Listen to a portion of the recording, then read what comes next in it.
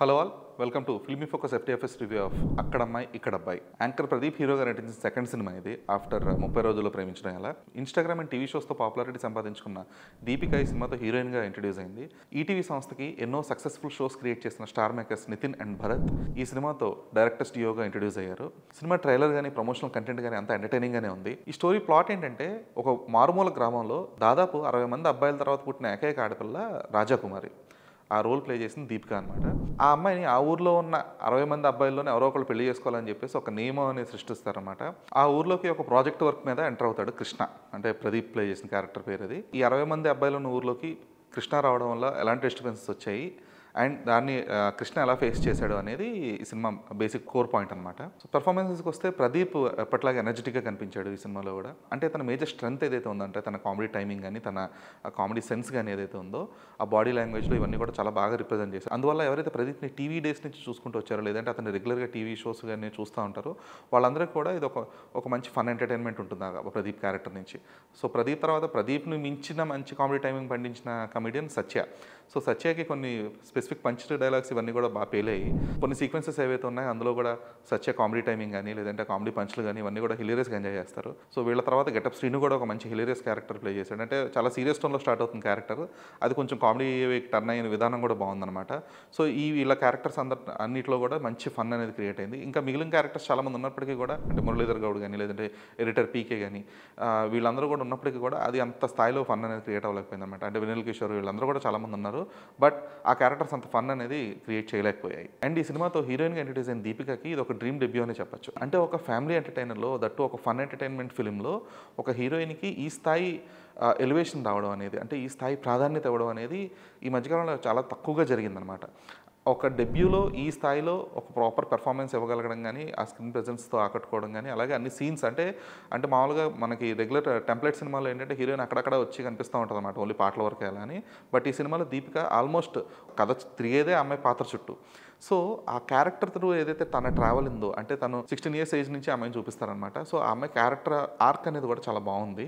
అలాగే ఆ అమ్మాయి పర్ఫామ్ చేసిన విధానం కూడా బాగుంది. అంటే ఎక్స్పెక్ట్ చేయలేదు బేసిక్గా, అంటే దీపిక ఇంత చక్కగా పర్ఫామ్ చేయగలుగుతుంది, లేదంటే ప్రదీప్ కాంబినేషన్లో అంత చక్కగా డ్యాన్స్ చేయగలుగుతుంది, ఇవన్నీ కూడా ఎక్స్పెక్ట్ చేయలేదు. సో ఆ ఎక్స్పెక్టేషన్ లేకుండా ఉండడం వల్ల అమ్మాయి క్యారెక్టర్ అనేది చాలా బాగా సర్ప్రైజ్ ఇచ్చింది.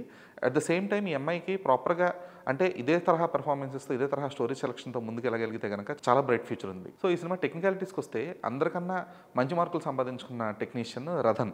అంటే రథన్ మ్యూజిక్లో సౌండింగ్ చాలా డిఫరెంట్గా ఉంటుంది, అంటే యూనిక్గా తీసుకుంటాడు తన ట్యూన్స్ అని కూడా. అందాల చందమామ సాంగ్ కానీ లేదంటే వచ్చే ర్యాప్ సాంగ్స్ కానీ ఇవన్నీ కూడా ఒక యూనిక్ సౌండింగ్ ఉంటుంది. అందువల్ల ఇది ఎక్కడో విన్నామే అన్న భావన ఎక్కడ కలగదనమాట. సో అక్కడే సగం సక్సెస్ అవుతాడు. అలాగే ఈ సినిమాలో వచ్చిన పాటలన్నీ కూడా అంటే చాలా వినసొంపుగా ఉన్నాయి. అలాగే వాటిని పిక్చరైజ్ చేసిన విధానం కూడా చాలా బాగుంది. కొరియోగ్రఫీ కానీ ఆ సెట్ వర్క్ కానీ ఇవన్నీ కూడా చాలా సింపుల్గా ఉన్నాయి, అట్ ద సేమ్ టైం ఎంగేజింగ్గా ఉన్నాయి అనమాట.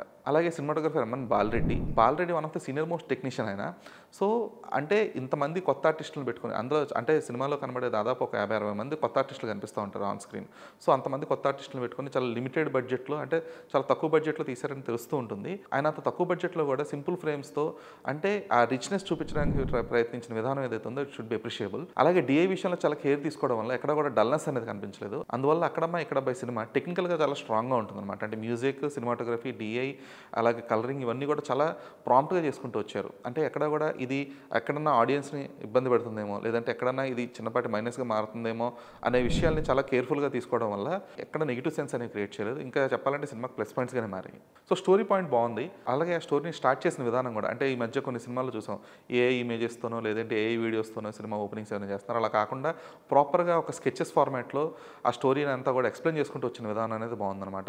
అంటే right from the opening sequence నుంచి ఎండింగ్ దాకా ఆ స్టోరీ ఫార్మాట్ ఏదైతే నడిపించారో, అంటే స్క్రీన్ ప్లే వైజ్ అక్కడ ఎలాంటి కంప్లైంట్ లేదు. అయితే ఫస్ట్ హాఫ్లో జనరేట్ అయిన ఫన్ సెకండ్ హాఫ్కి వచ్చేటప్పుడు కొంచెం డౌన్ అయిందనమాట. దట్టు ఏదైతే 60 మంది పెళ్ళి అనే ఒక కాన్సెప్ట్ ఏదైతే ఉందో సెకండ్ హాఫ్కి వచ్చేటప్పటికి ఆ కాన్సెప్ట్ అంతగా వర్కౌట్ అవ్వలేదు. అంటే అది నియర్లీ ఇంపాసిబులా లేదంటే ఎంతవరకు లాజికల్ అనేది పక్కన పెట్టేస్తే 60 మంది పెళ్లి చుట్టూ నడిచే డ్రామా ఏదైతే ఉందో అది ప్రాపర్గా వర్కౌట్ అవ్వలేదు అనమాట.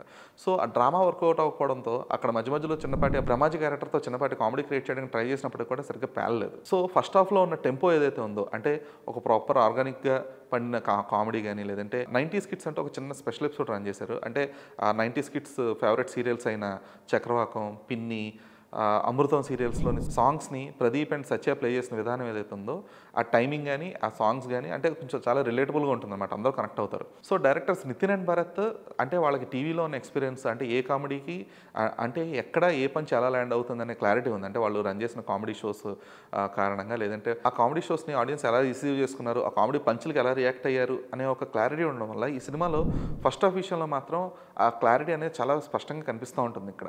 ఎందుకు అంటే ఏ పంచు కూడా అంటే ఒక స్పెసిఫిక్ కామెడీ సీక్వెన్స్ అనుకున్నప్పుడు, లేదంటే సత్య క్యారెక్టర్ త్రూ వచ్చే ఆ కామెడీ పంచులు అవ్వచ్చు, ప్రదీప్ క్యారెక్టర్ నుంచి కామెడీ పంచులు అవ్వచ్చు, లేదంటే getup Srini character through create అయ్యే కామెడీ అవ్వచ్చు, ఇవన్నీ కూడా చాలా ప్రాపర్గా ల్యాండ్ అయ్యాయి. ఆ ఫన్ అనేది ఎప్పుడైనా ప్రాపర్గా ల్యాండ్ అయినప్పుడు దాన్ని ఆడియన్స్ కూడా చాలా చక్కగా రిసీవ్ చేసుకుంటారు అనమాట. సో ఈ సినిమాకి ప్లస్ పాయింట్ అదే.